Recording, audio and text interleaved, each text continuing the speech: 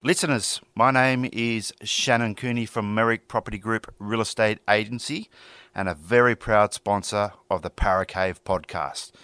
If you own a property in the Penrith LGA or Lower Blue Mountains and would like to know what it's worth in today's market, give me a call on 0421 588 445. Broadcasting live from the Parra Cave. Hello and welcome to another bumper episode and another bumper year of the Parra Cave Podcast. Now, my name is Troy Warner and I'll be your host this week and every week. So, welcome back for another podcast and another podcast chat. And this week it is something a little bit different. This week, the guest being interviewed is myself. Now, we might have some new listeners on board, so I thought I'd rehash the chat I did only just last week with Joel Johnston from the League of Inches podcast, which you can find on Instagram, Facebook, YouTube, Spotify, Apple, and your podcast provider. Now, Joel is a great guy. He has been a guest on my show, the Parra Cave Podcast, before. Episode number 67 he was in 2021, so a couple of years ago now. And on that podcast, he spoke about his love for the Parramatta Eels and rugby league. And Joel's grandfather, Ian, was Parramatta's first international player for Australia in rugby league. So Joel was someone who was born into a rugby league family. His dad, David, was a ball boy at the Eels as well. And Joel now is doing great things in the social media world with the game of rugby league, because he has, as I said, the show called League of Inches. It covers the great game of rugby league, not just the Parramatta Eels, but the whole NRL. Covers it by the way of social media posts, podcasts, YouTube videos. So make sure after you listen to me talk about my love for the Eels, along with some special Eels moments, season 2022 and season 2023 predictions. We also talk about how I got started into doing the Parra Cave podcast, some favourite moments, favourite guests of the podcast as well. But after you listen to this, make sure you give League of Inches a follow as well on all those platforms as well. Now, did anyone happen to watch the podcast, episode 124 last week on YouTube at all? Please subscribe to the Parra Cave Podcast on YouTube. I'll be dabbling in putting some content onto that channel with videos on there from the Zoom chats I do with guests each week. If I do a Zoom video chat with those guests, and little excerpts of the weekly podcast chat. So please subscribe to the Parra Cave Podcast, not only on YouTube, but also on Spotify, Apple Podcasts, and that way you won't miss a thing. And please, if you can, just leave some feedback, and if you're enjoying the content coming your way, or maybe even some comments about who you would like to see come on the podcast, or what you might like to see on the podcast social media channels. Along with the YouTube, there will also be some other exciting content and projects connected to the podcast coming on later in the year that I'm pretty excited about to share with you later on in the year. A few things just need to fall into place, so stay tuned for that. Some exciting announcements about the podcast coming your way. Once again, one thing that I can say is the possibility of some Parra Cave podcast merchandise potentially coming soon, thanks to the clothing sponsor BTZD, who specialise in customised teamwear, sports clothing and apparel.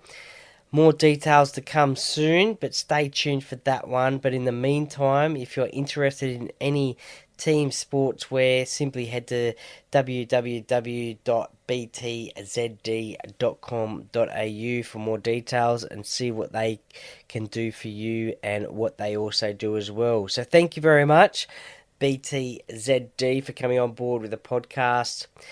There may also be some stubby holders and hats as well for purchase, so something to to look forward to possibly later on in the year as well. So a big year coming up, an exciting one. So thank you for the support and listening each week, and may you enjoy the content that comes out each week. I really hope you enjoy it as well, because that's what I'm here for. I'm here for you guys, the fans. Now, enough of me talking. Well, not really, because you're about to hear a bit more of my voice, but this time will be with me answering the questions, not asking them. If you didn't catch Joel's podcasts and YouTube videos. So you'll hear my voice answering the questions, not asking them. And of course, this podcast wouldn't be possible without the help and support of the sponsors, starting with major sponsor Jack's Pale Ale, exclusively available at Parramatta Eels Club in the club shop. Also, a shout out to co-sponsors Shannon Cooney from the Merrick Property Group, the Stubby Club, where you can use your 10% discount code Parra Cave at checkout, and Beau Cook from Loan Market, your local Penrith mortgage expert. Contact Beau today on 0401 213 236. Interest rates have gone up again, so why not contact Beau and see what he and his team can do for you during these difficult financial times, and let him know too that you heard it here on the Parra Cave Podcast. And also Scott from Brightside Detailing and Ceramics.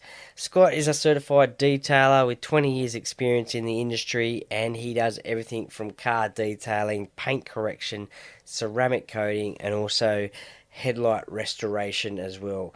You can contact Scott on Instagram at brightside_detailing_ceramics, or on 0449 544 086. And again, let him know that you heard it here on the Parra Cave Podcast. Thank you to all the sponsors. With your support, it helps the podcast grow and reach more people each week, which is much appreciated. Really, thank you. Now, enough of me talking, because I'm sure you're interested in my story.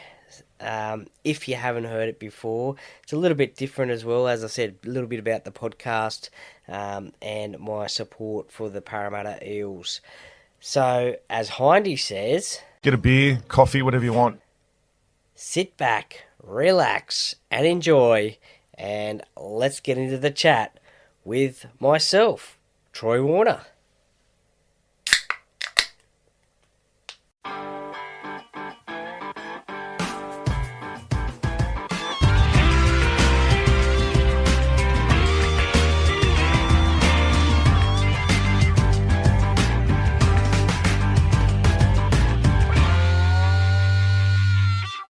A massive shout out to our first guest of our first new series of the year, one of a couple that we'll have out there, and it's more sort of to focus on the fans, I guess, and fan pages out there.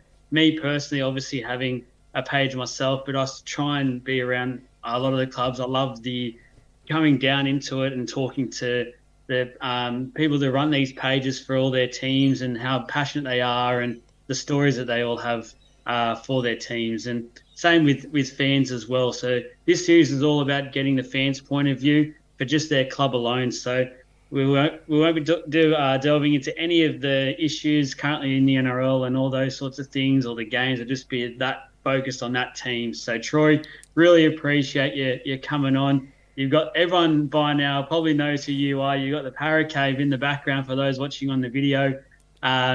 The Parra Cave Podcast, Troy looks after and runs. If you haven't already yet, I tell you, even if you're not a Parra fan, you need to check these out. I love them. I love listening to them. It makes my week every time I get to listen in. Troy, you do a marvellous job. I know you're a passionate Parra man. For those quickly, I know you've got a bit there in the background for your screen, but if you're not watching, you can find the Parra Cave Podcast on YouTube, Facebook, everywhere your podcasts are, which basically everywhere these days. Do you want to quickly give a shout out to where you can find your podcasts? Yeah, well, first of all, thank you very much, Joel, for having me on your show. I know you've been a guest on the Parra Cave Podcast previously, so very happy to return the favour. So, yeah, thank you very much for having me. You're doing a great job yourself covering the great game that we both love, rugby league. In terms of myself, the Parra Cave Podcast, it can be found on Spotify, Apple, Google Podcasts, or any other podcast platform.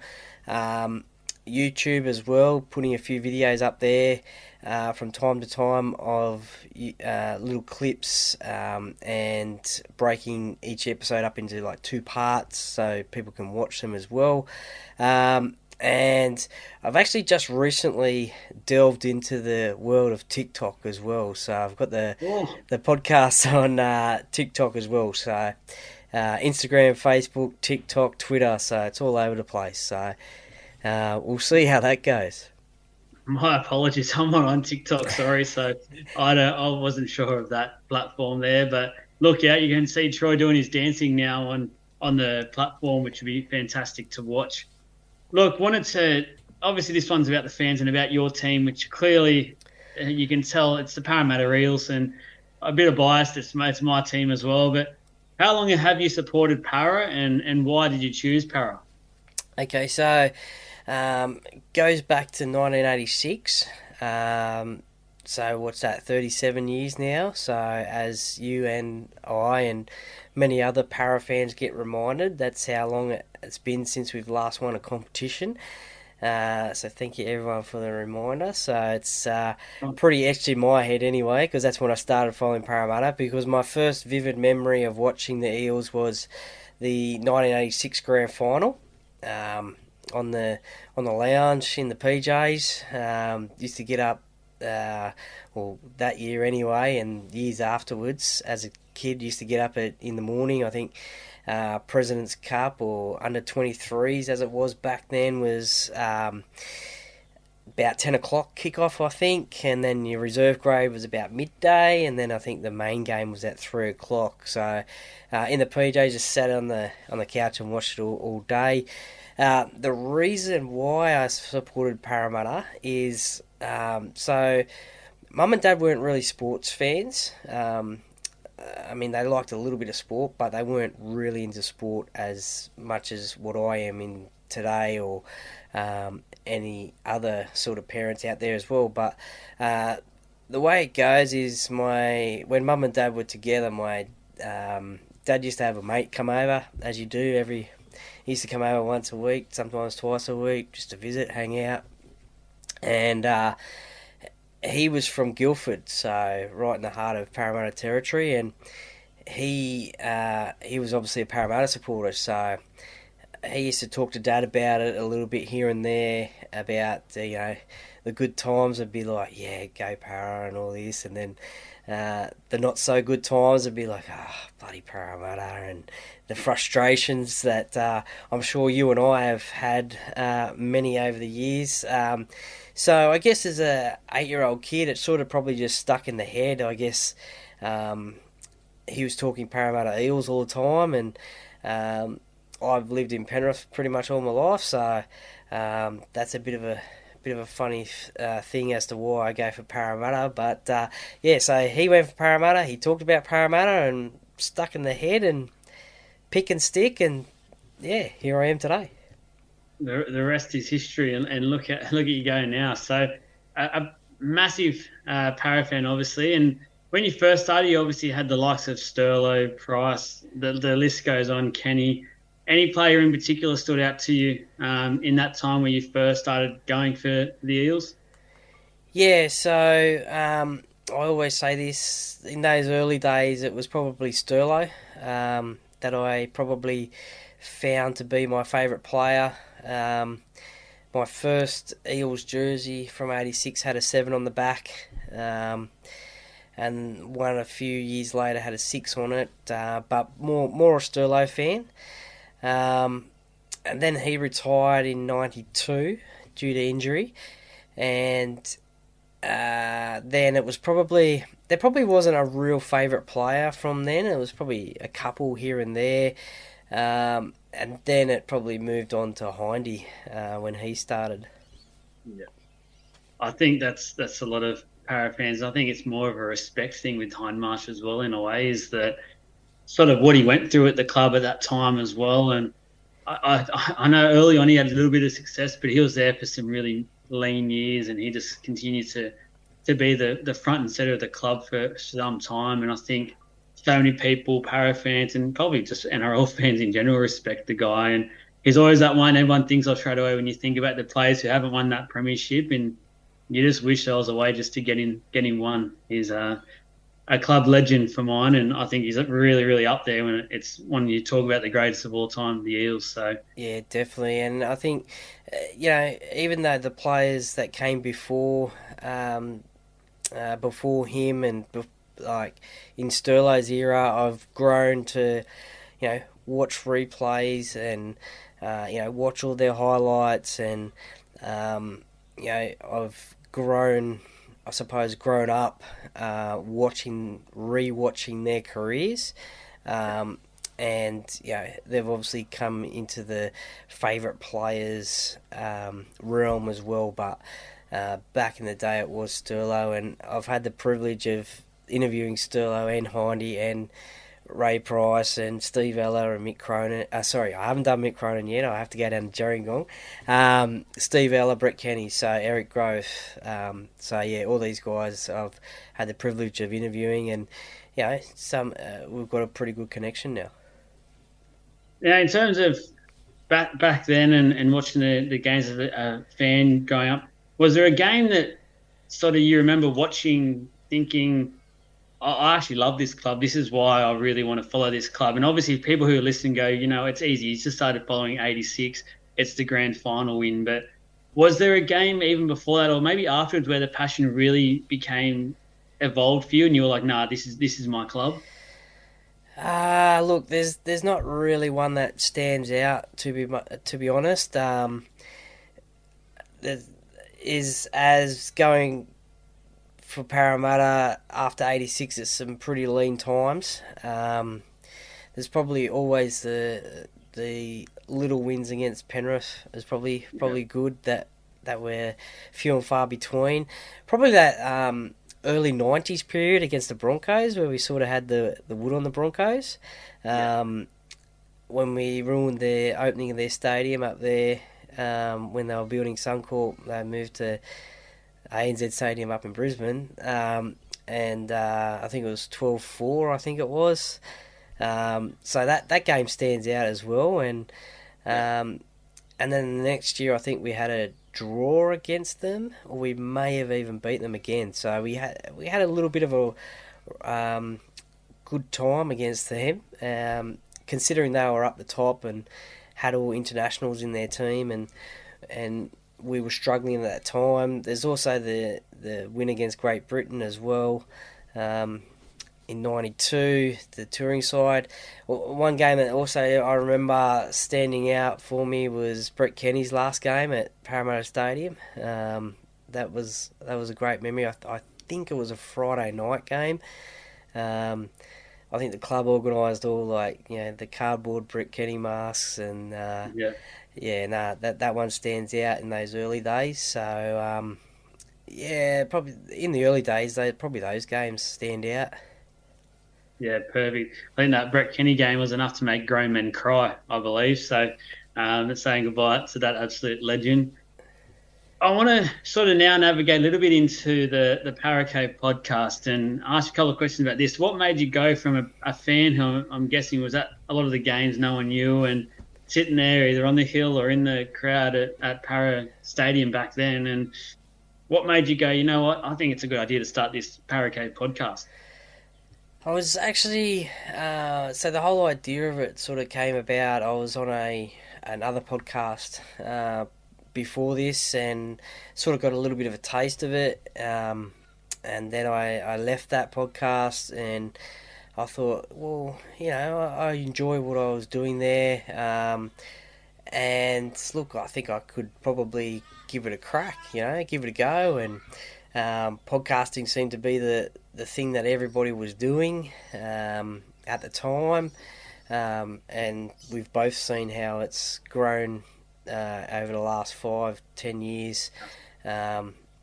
Anybody who wants to do it can do it, and I thought that at the time. So had some help from a few people in terms of what to get, what equipment to get, what programs to use, all that sort of jazz, which I'm very thankful for and very grateful for.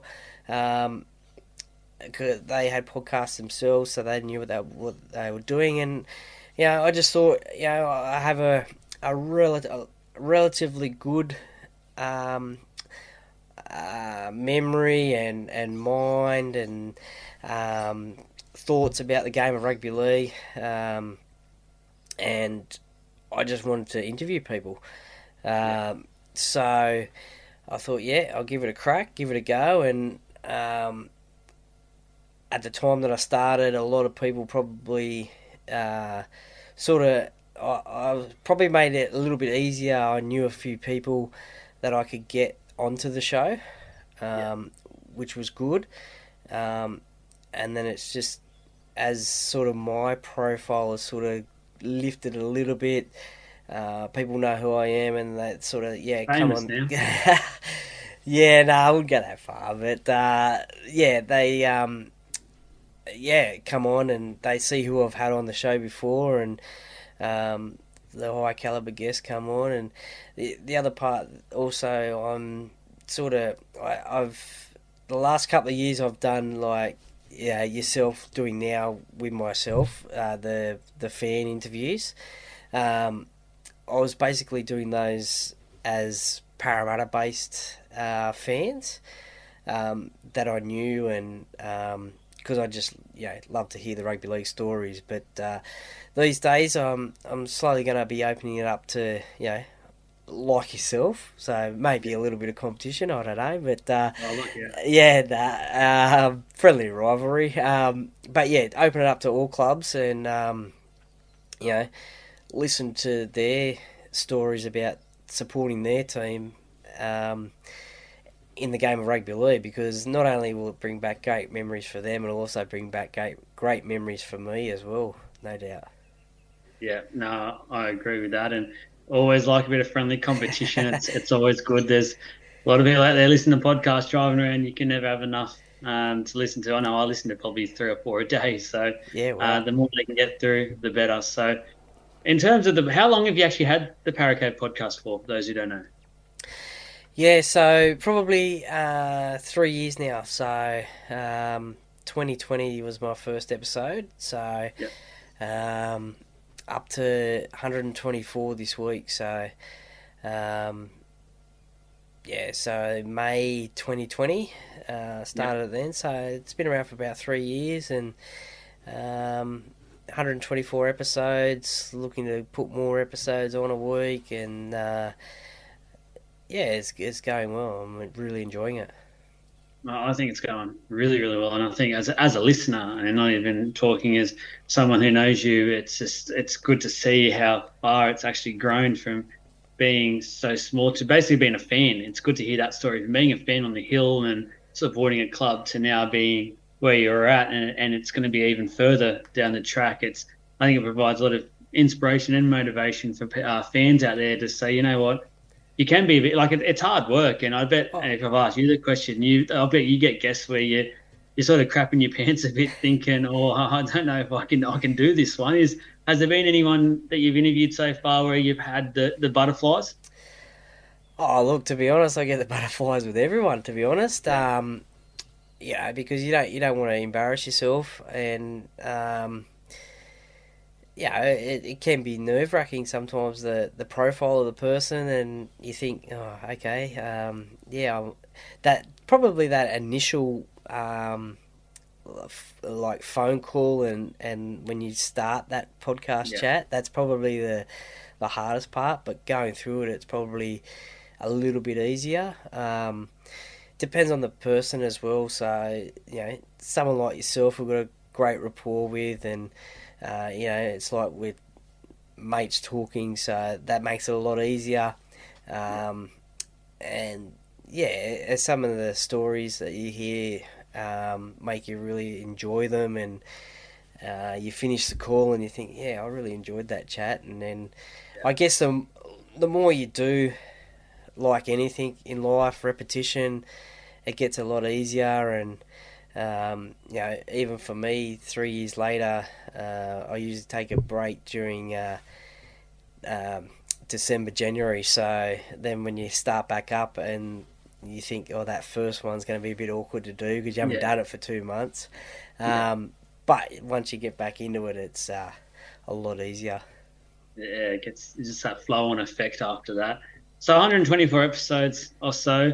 I'm going to let you have 3 where you can choose 3 that people who are watching or listening to this for the first time and haven't checked out the Parra Podcast can go there, search up for these episodes. What are the 3 you're choosing? Ah, jeez, that's like picking your only child, isn't it? Or picking your favourite child. It's a difficult one. It is a difficult one. Look, I'm gonna have to say, obviously Hindy. He was the 50th episode, so I was fortunate enough to do that at his cafe at Glenwood. So sit down face to face and do that one. So I really enjoyed that one. He bought me a spot of lunch afterwards, so that was great on your Hindy. If you're in Sydney, go to Glenwood and the tuck shop and get yourself a feed. I was going to say Fletch wouldn't like that because he reckons he keeps his wallet in his pocket. So yeah, well, I haven't had Fletch on the podcast yet, so I'm trying to get him on. But so maybe Hindy's got one over him for coming on the podcast rather than Fletch. So I think all the fans have to start getting into him. If you see Fletch out in the street or talk to him or send him a message and let him know Parra Cave Podcast need him. So sort of bombard him. That's right. So Hindy's definitely one. Look, put me on the spot. I'm trying to think now.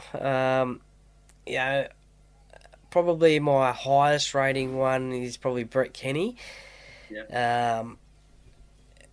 But yeah, I mean, there's even, I spoke to Paul Carriage. I mean, I really enjoyed talking to him as well.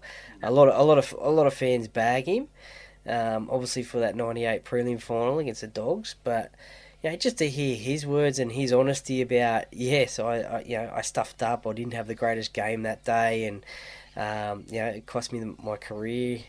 His honesty was great.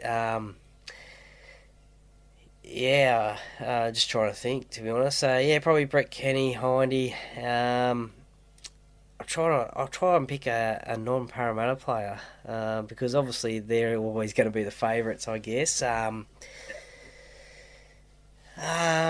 Scotty Sattler, he was pretty good. Yeah. He's a really good bloke. That was really enjoyable. Robbie Beckett as well. The old Boom Boom Beckett from the Panthers. Yeah. A recent one I listened to as well, and this one, for if people don't want to scroll too far, it's the Anthony Maroon one. I actually found that really interesting, and he's obviously, a lot of people will know him on the radio, Triple M, and big media person now when it comes to especially radio, and I found that one a really great listen, a lot of fun, a lot of great stories, as well as his sort of inside knowledge into the game, and really took a lot out of that interview. I thought that was a really, really good one, and a recent one as well for those who are just wanting to sort of quickly get onto something. Yeah, that was only last week, so and that's an example of sort of having that great rapport and feeling comfortable talking to him, and he's a high-profile South Sydney supporter, and he also covers the game of rugby league with Triple M. So, that was a pretty fun one to do as well. Yeah. Now I'll take you away from the podcast. Now I know that you're too famous. You want to try and get back to a bit of the fan on this video and podcast.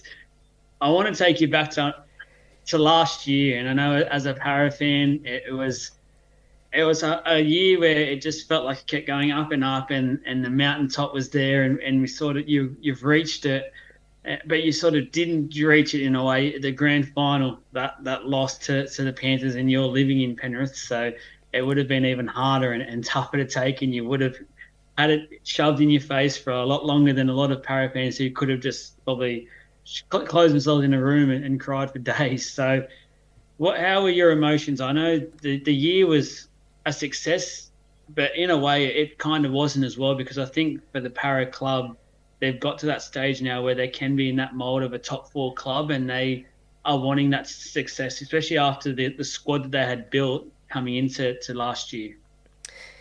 Yeah, definitely. Look, last year, as you said, probably was a success. It just didn't show success on the history boards, the premiership boards.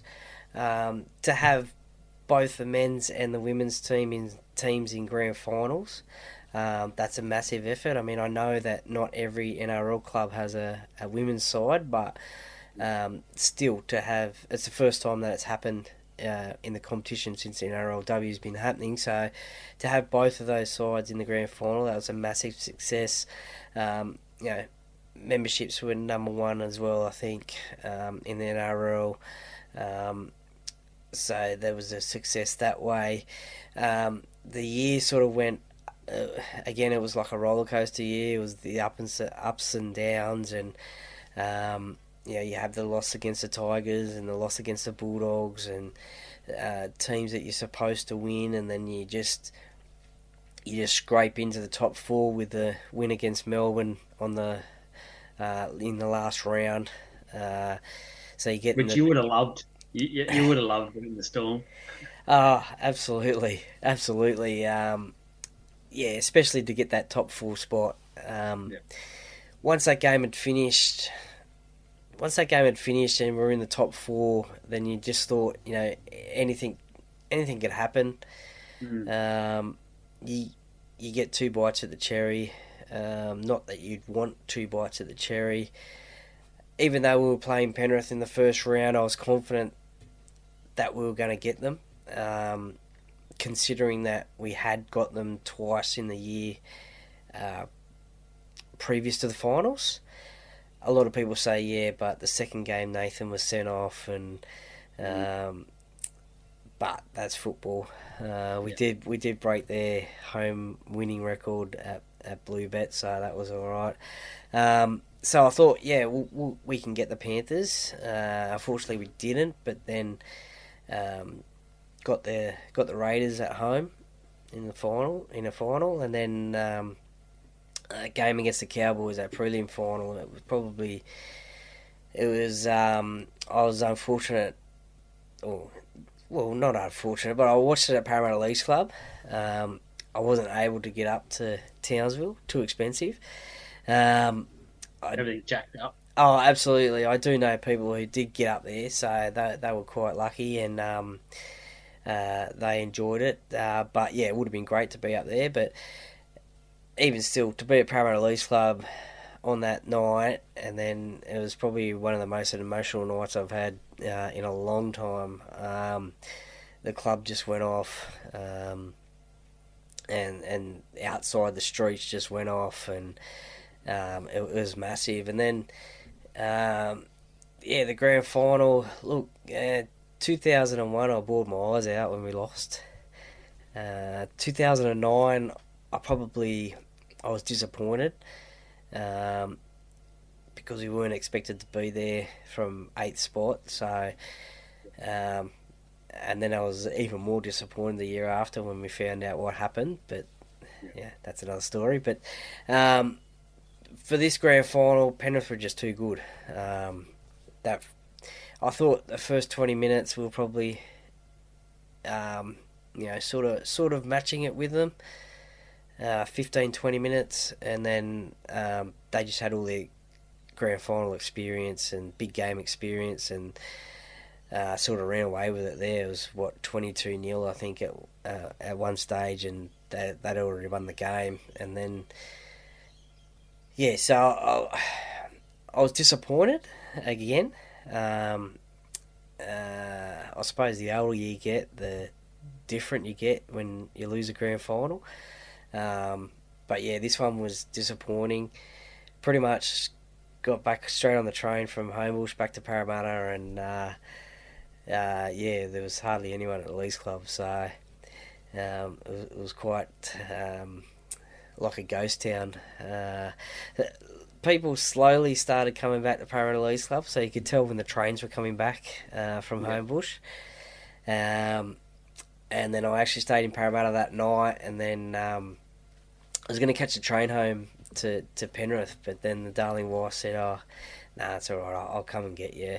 You can't come back," because I had no other clothes except for Parramatta clothes. So she goes, "Nah, it's all right. I'll come and pick you up." So she came to the Leagues Club and picked me up. So that was all right. If you walking around Penrith in those clothes the day after, I don't think it would have been pleasant for you.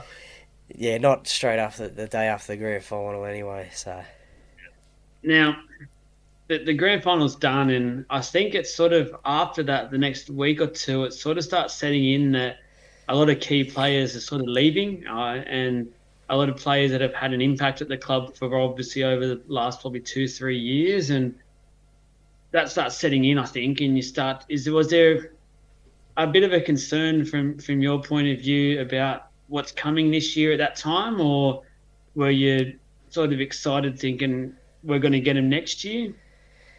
yeah, well, going back to you, just briefly going back to your previous question, yeah, you probably do expect Parramatta to be a top four side year to year. You're obviously going to have your standout side every year, which is probably the last 3-4 years has been Penrith. Everyone always says Melbourne. You don't know what Melbourne's going to do. We saw last year they finished fifth. So people say the Roosters as well, but you never know what they're going to do as well, or what's going to happen to them, as a couple of years ago when they got all those injuries, but they still made finals.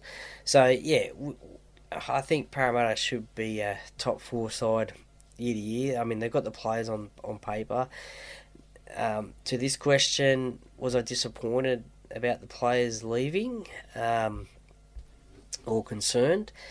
Look, I probably was disappointed about Papali'i leaving, but I could probably understand why he left, and we probably know it was probably I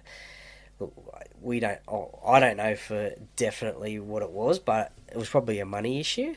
He was probably getting a lot more money from the Tigers as what Parramatta were going to offer him, and fans get disappointed about players leaving clubs for more money. Well, they don't really have a lot of time in the game to make money, so they've got to look after themselves. And also, too, clubs have got to watch out how much money they spend on players as well.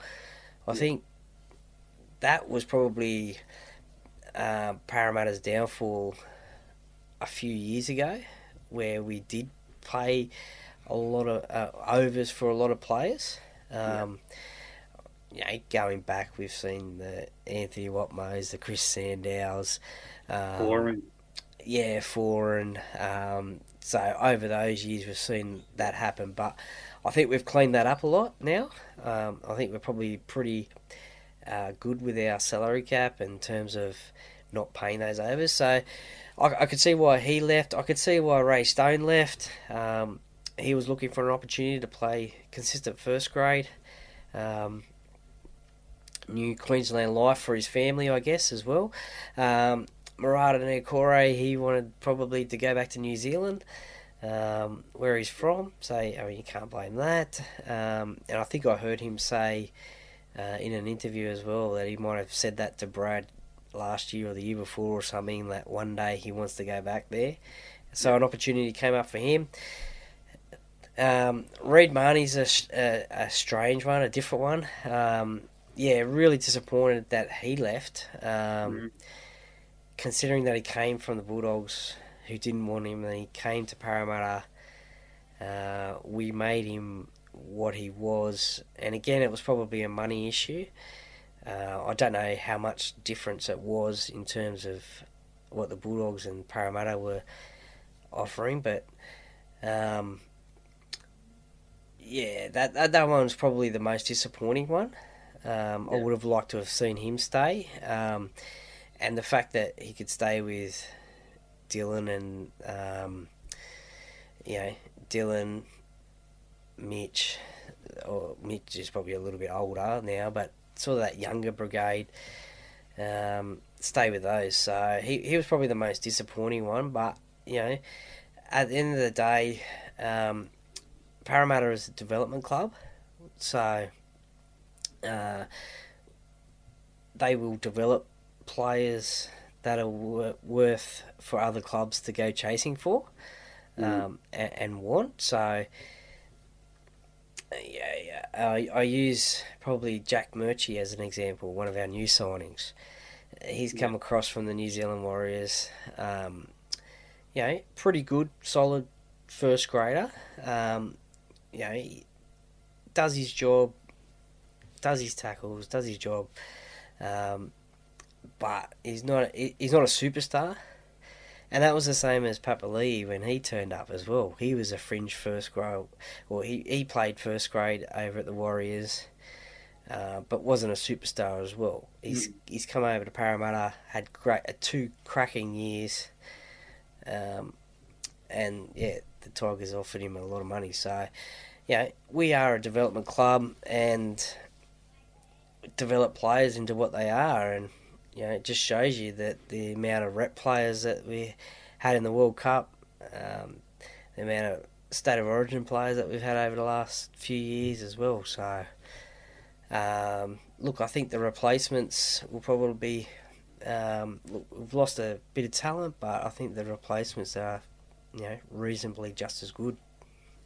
Yeah, I think you're pretty spot on with that. And I think from my point of view, I feel like as a Parra fan, you'd be in this situation. If this situation was probably 3 years ago, you'd be a lot more worried than you are now, because for mine, BA or Brad Arthur, if everyone knows the nickname, has established himself for mine as one of those coaches that can develop and bring out the best in players now, where maybe a few years ago he was still learning that trade and hadn't had the runs on the board, but now with a few years in a row of finals footy and always been around sort of that top four position and beating those big teams each year when it's needed, like Penrith and the Storm in the round games. He's sort of got his name out there now for mine as one of those top sort of echelon coaches in the game. And I don't think Parramatta as a club have sort of had that leadership for quite some time. You probably heard the last time was Brian Smith and maybe Daniel Anderson for that little patch there in 2009 when he was able to control everything, really. Brad Arthur's come on and he's finally established himself for mine as that real top grade coach who, as you said with Murchie, he done the same as Papali'i. No one knew. Everyone at the time, I remember when we signed Papali'i, why are they signing Papali'i? What's this about? After that first game against the Broncos a couple of years ago, everyone was saying this is the best player we've ever signed. He's a freak. So that's the sort of coach I think now Brad Arthur is, and I think that's what made it so hard for players like him and Marnie to leave. I know Marnie did it a lot earlier than Papali'i, but Papali'i's one carried on for the whole year, basically. Yeah. And I think he was told by the end, unfortunately, you just have to go. Like, money-wise, we can't go anywhere near what you're needing. And I don't think he wanted to go. I don't think he might come out after his post-career and we'll hear the proper story. But as sort of looking on the outside, looking in, I don't think he wanted to go. I think that was a really tough decision for him to make. And same as Marnie. Like, Marnie's the type of player, you see his passion on the field and how many times he'll pump his chest and things like that. He must have, it would have killed him. I know the money is there and they need to look after themselves, but you just feel like those sorts of players, it kills them. It's their last thing they want to do. Yeah, and then making a grand final makes it even harder to lose because you get so close and then you can get there. You want to have another crack at getting there, but if you leave, you may not get that other crack. Well, Penrith's a prime example of that. They lost their first grand finals 3 years ago, and then they came back, and now they've won two. You sort of, I don't think you necessarily have to, but if you do lose one as a playing group, they probably sat there, the players that were staying, going, "This is us next year." Like, watch the celebrations, let it eat into you and fire you up, because this is what we need to make sure is happening next year, but it's us and they're watching us next year. So as a player, I reckon it'd be hard to watch now. You're not part of that in a way, because it was like you started this, because Parramatta have been doing this and building for this, as you'd know, for at least 2 to 3 years. I feel like this has been in the pipeline to do, and to not be there to finish it, I feel like would burn a little bit. So in terms of saying that, what's your expectations for this year, for 2023? There is, I guess, slight concern with some players leaving, as we've just discussed, but there has been some talent signed and brought into the club in similar positions that we've had in the past. Where is your expectation this year? Yeah, well, I mean, definitely finals. That's the expectation. But as we said before, I'd probably say top 4 is the expectation. We can, as you said, we can beat those big teams during the regular season. Penrith and Melbourne, and we've beaten the Roosters before as well. We just need to have consistency, I think. We wouldn't have scraped into Parramatta wouldn't have scraped into the top 4 last year if they beat the Bulldogs, if they beat the Tigers. The Rabbitohs loss at Accor was another terrible loss. I think that was Latrell's return game, I think. So those 3 losses, that they probably really hurt us and probably shouldn't have scraped into the top 4. So to this year, we've got some exciting recruits. I mean, a lot of people are bagging Josh Hodgson as a signing because of his age and the fact that he hasn't played for probably 18 months, something like that. Or since round 1 last year. Played about 30 minutes or something. But I mean, I see him replacing Reid as a good thing because he's got the experience. He's played internationals. He's played in a grand final.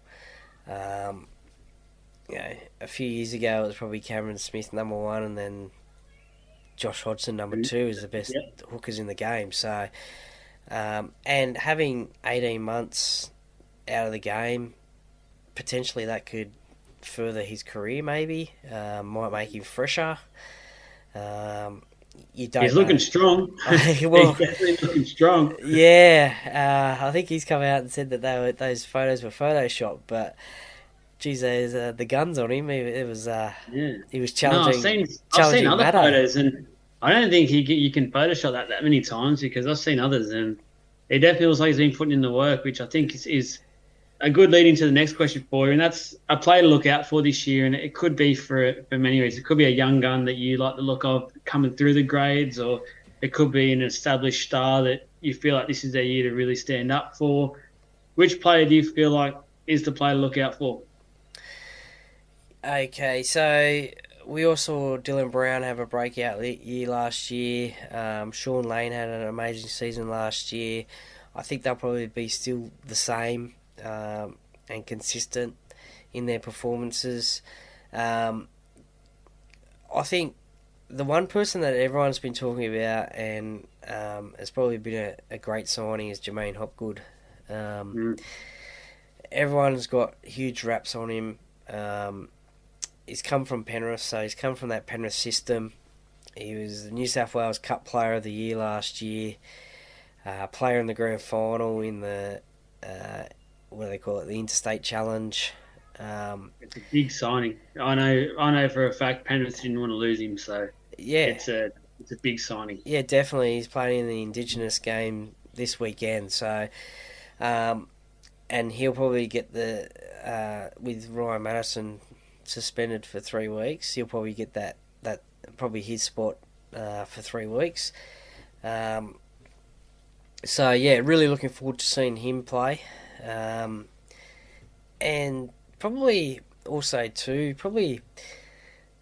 they were both out last year with injury, but probably Sean Russell and Hayes Dunster as well. Just to see how they had major injuries last year, just to see how they can return back to the top grade. So it'll be exciting to see how they go as well. Yeah, no, I agree. Now, if I gave you $100, and gamble responsibly, please, everyone out there that listen to this, do not hold us to this. I want you to let me know where Parra's finishing the regular season, and then if it includes finals, where they go finals wise. What's your head and heart? So I mean, your heart probably wants to say something that your head doesn't want to say, or it could be for once both together. Where are we at? Ah, jeez. I mean, that's always such a hard question because everyone wants to win the comp every Yeah, year. you're going to win your money off $100 though. Oh, okay. So to win 100, we'll put 100 bet on. Look. I think a realistic probably position is probably fifth. Okay. I'd say. Again, I think there's a few teams that might just be a little bit higher than Parramatta, so they're going to have to do it tough to get into that four. So maybe fifth. We got over the week to hoodoo last year of finals. Look, I think it's such a tough competition. I think a prelim final would probably be a realistic goal, Yeah. I guess. Just been such a tough competition and so many teams out there that can actually win it. So I think finish fifth, get to the prelim final, and then Anything can happen. that's right, go from there. We beat the Cowboys up in Townsville and we were told there was no chance of that happening, so you don't know. A couple of fan questions have come in now just to sort of this will be put an interesting. ending to the video, and it'll be interesting how we go. I think there's a couple that are, like to have a bit of a laugh, but there are also some very, very good questions in here. So No the worries. first one, when will we see Parra win the comp? And I know you want to say this year. When do you reckon we're going to see the mighty Parramatta Eels win a comp? Yeah, look, it will be in the next 4 years. Okay. How's that? I like that. Like, I Yeah, mean, I like that. obviously, I'm going to say this year, but it'll be in the next 4 years. Now, the next question, it's something that sort of drags on now, and it is, and I can personally say it, it's starting to become a bit annoying in a way. When will Moses re-sign? And the other parts of this question, which I've sort of added on, I won't let the viewer take credit for this one. Do you actually want to keep him? And what I mean by this is that I know a lot of fans out there for different clubs and that when this happens, it can actually turn a bit negative for the player, and it can actually start to lead the fan group to saying, we don't want him anymore. Like, just go then. If you're obviously not passionate enough about the club and you're dragging this on, then don't worry. I know at the moment there's all the CBA going on, so there could be a legit reason why it is taking a little bit longer to finalise salary caps, things like that. But do you want to keep Moses? And if so, or if not, why? Well, I think if we're going to win the comp in the next 4 years, we need to keep him. Just with that combination that he has with Dylan Brown. And I think now that we've also re-signed Gutho for a few more years, Hodgson for a couple of years, but we've also got RCG and Junior Paolo as well for an extended period of time, and just the other day Will Penasini as well. So we're slowly keeping the nucleus of the team, and Dylan Brown's on that strange 9-year contract or 8-year contract, whatever it is. So we need a new episode to go through that because that takes some time to understand. Yeah, so yes, I would keep him for that reason. Has he signed already? I've been telling people that, and don't quote me on this, I don't know, but I've been telling people that I reckon he's actually already signed. Okay. And they're just waiting for the right moment to announce it. You're right, there is a lot of player unrest at the moment, and they're trying to sort out that player agreement with the NRL, so maybe that might have a little bit to do with it, although we have just recently seen, as I said, Will Penasini sign, Dylan Brown sign as well, so if those two have signed, well then, yeah, has Mitch signed? I think he has, and we all saw with Dylan Brown's signing, the same sort of questions. When is he going to sign? Is he going to sign? All this and that, and and then he did sign, and we knew about it. I think he has signed, and probably wait for the right moment. Whether that's in 3 weeks' time at Combank Stadium, round 1, maybe with the world watching. Who knows?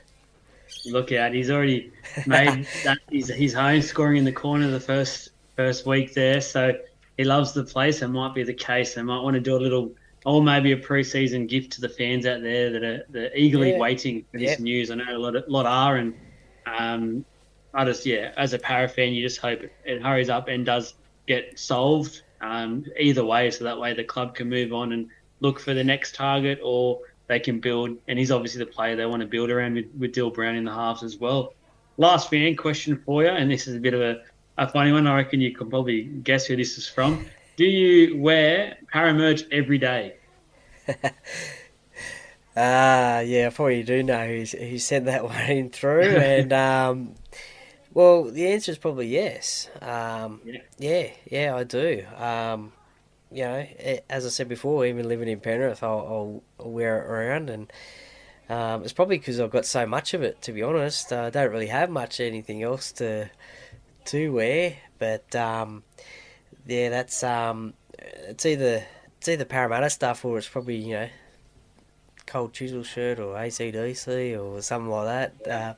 The band shirts, but yeah, no, definitely, and definitely wear Parramatta stuff pretty much everywhere. You got to be loud and proud of your team, especially in Penrith, and thank you, Amanda, for sending that through. I was going to say, the one who gave you the question knows the answer without even asking. So I think she just wanted everyone out there to know that you do, and look out. So I think it's great to be passionate, though, and I think everyone knows as well now. They've seen you around, and you've done all your morning TV shows, and as I said, celebrity status, which you don't want to admit to, but massively.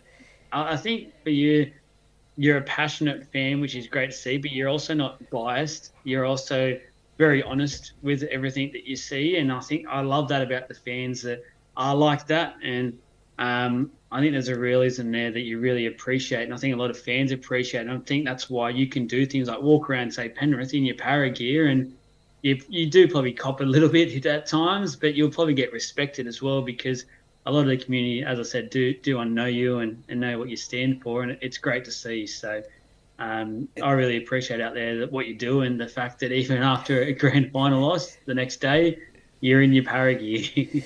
Yeah, that's it. Well, no, thank you for that, Joel. I really appreciate it. It's actually quite funny. My favourite game of the year is Penrith and Parramatta at Penrith, and when you're walking home from the ground and you're in your Parramatta stuff and you get heckled by Penrith fans, saying, "Oh, go back to Parramatta, go back to Parramatta." It's funny, you just point out, mate, I only live 5 minutes away, so it's like, oh, well, what are you wearing that crap for? It's like, oh, well, what are you wearing that crap for? But so Amanda actually has pointed out a few older Parramatta supporters in Penrith, and in Parramatta gear everywhere they go. There's actually a Parramatta car that goes around Penrith. It's in blue and gold, and it's got jerseys over the top of the seats and stuff like that. She reckons that's going to be me, and when I'm old and grey. I'm surprised it's not you already. I'm surprised there's nothing that isn't Parra merchandised around your place or your cars. So now the last thing we do on this new podcast that we do, a new series, I'm going to allow you to ask me one question. So that way, anything that you want to know, or anything you're allowed to ask, and I get out there. So let you start. Let you fire away. I'm just trying to think of what I asked you on the podcast a few months ago, and hope I don't ask that one again. Okay.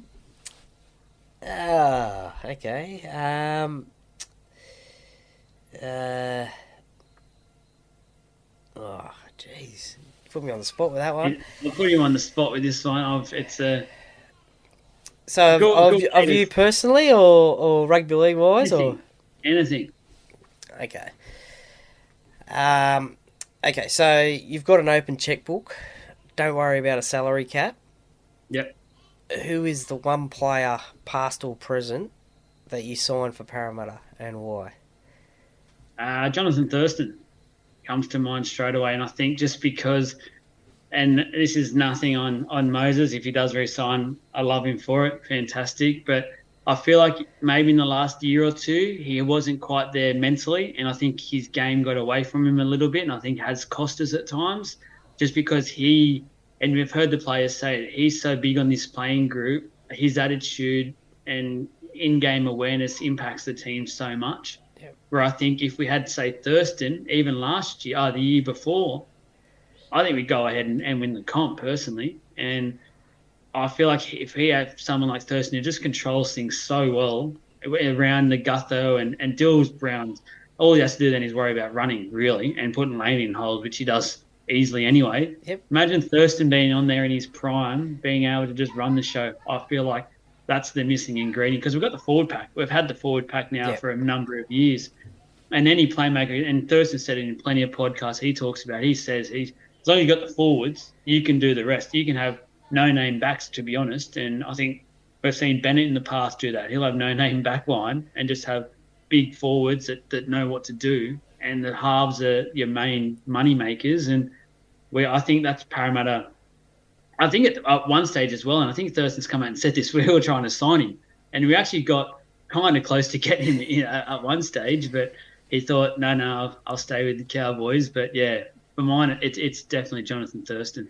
He must have thought that when he drove down the M4 to Penrith, because I think he checked them out as well. So maybe he was Parramatta, Penrith. But, good answer. I always say I would have loved to have seen Brad Fittler at Parramatta. Yeah.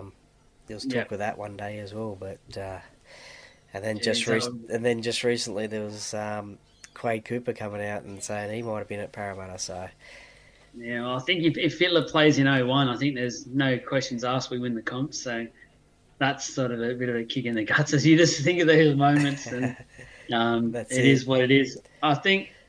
Troy, I think that's a perfect way to end this first episode of this new series that we've got really for the fans. And as I said, and I'll say it again, really appreciate you coming on and talking about not just your podcast, but also your love for your club being the Parramatta Eels and not being shy to talk about it and show your passion, which I think this game is all about. It's all about your passion and your Parramatta colours and your team's colours. It's really good to see. I'll let you one more go and really plug your podcasts and plug your sponsors as well, which I know do a great job for your podcast.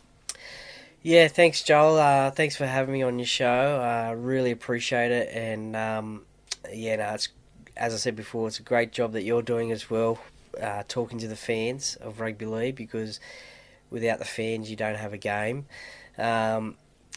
Thank you very much for having me. Really appreciate it. The Parra Cave Podcast comes out on Monday mornings, usually at 6 o'clock, Australian Eastern Daylight Savings Time. It ranges from ex-players, hoping to get some current players on there, and fans of rugby league, hopefully some high-profile fans of rugby league as well. Talk about their teams, so some interviews there, you can find it on Apple, Spotify, Google. You can even click the little QR code there if you want, and that can take you to wherever you want to go to, on Facebook, Instagram, Twitter. So I've had I get some magnificent help from great sponsors of the podcast. The major sponsor, Jack's Pale Ale from Parramatta Leagues Club. It's a great drop. I know you've had one when you've been at Parramatta Leagues Club, and that's my match day beer at the Leaguesy. Shannon Cooney from the Merrick Property Group, great real estate agent. Beau Cook from Loan Market Penrith, great mortgage broker. The Stubby Club, Brightside Details and Ceramics. So if you want your car detail, contact them. Media partner Parramatta Times, and also new clothing sponsor as well, BTZD. So Oh, yeah, so hopefully maybe I'm not 100% sure when, but hopefully there might be some sort of merchandise coming out later in the year as well. So I'm not too sure when, and yeah, but hopefully there's some merchandise coming out. So keep your eye out for that one, and yeah, really thank you for the opportunity. no worries at all. And just fans out there that are watching our one, I know you've been absolutely bombarded with Parra Cave Podcast, League of Inches as well. We're out there. We've got our podcast on all your favourite ways to listen to your podcast. I know Spotify is a big one for our ratings so far. We've got YouTube, we've got Facebook, and we've got Instagram as well. Or just type in League of Inches and it will find you. Thank you once again, guys. Enjoy. And please let me know, give us some feedback and give both pages a follow. It's muchly appreciated. Thank you.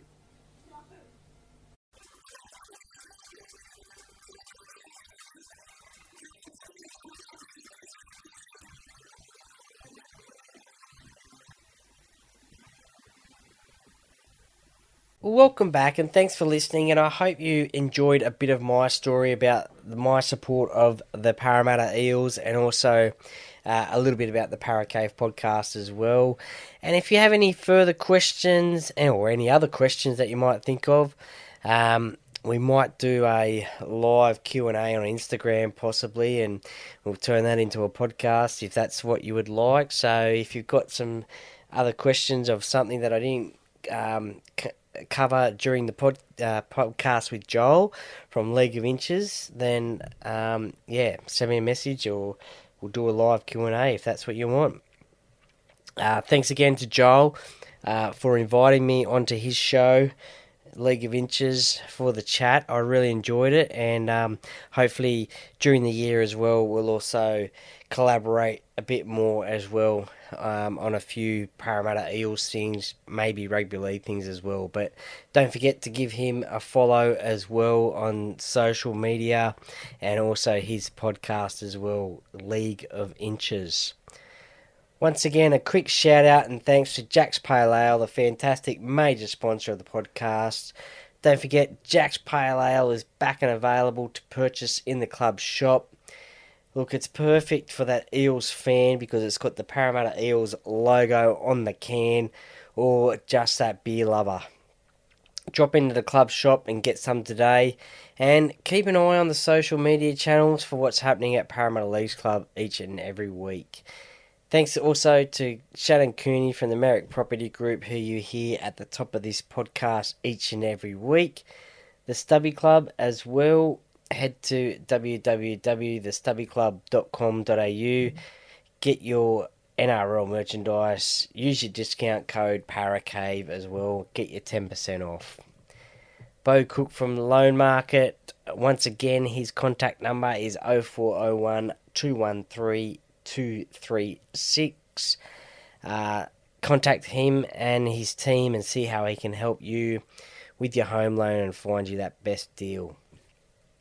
Also, Scott from Brightside Detailing and Ceramics. You'll find him on Instagram and Facebook, or you can contact him today on 0449 544 086 and let him know you heard it from Troy on the Parra Cave Podcast.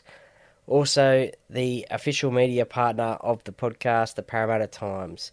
For all your local Parramatta news, simply head to www.parramattatimes.com.au. Thank you to all the sponsors once again that help bring you quality entertainment each week. Share the love on socials as well if you interact with any of these businesses online as well. It'd be great to see some photos of some happy customers. Thank you to you, the listeners, once again for listening, and I'm sure you have, but if you haven't, please subscribe to the podcast on YouTube, on Spotify, on Apple, or your podcast provider. Encourage your family and friends to do it as well. Any support will be most appreciated. Please leave a 5-star rating and review on the podcast platform that you listen to. It would be most appreciated. Also, if you subscribe, that way it'll drop whenever the podcast drops and you won't miss a thing, and you will keep up to date. Have a great week as best you can. The rugby league season is nearly upon us. We're in the midst of trials at the moment, so can't wait. It's only a couple of weeks away. March 2, the first game, Parramatta Eels versus the Melbourne Storm at CommBank Stadium. Counting down the days, that's for sure. So the rugby league season is nearly here. But have a great week as best you can.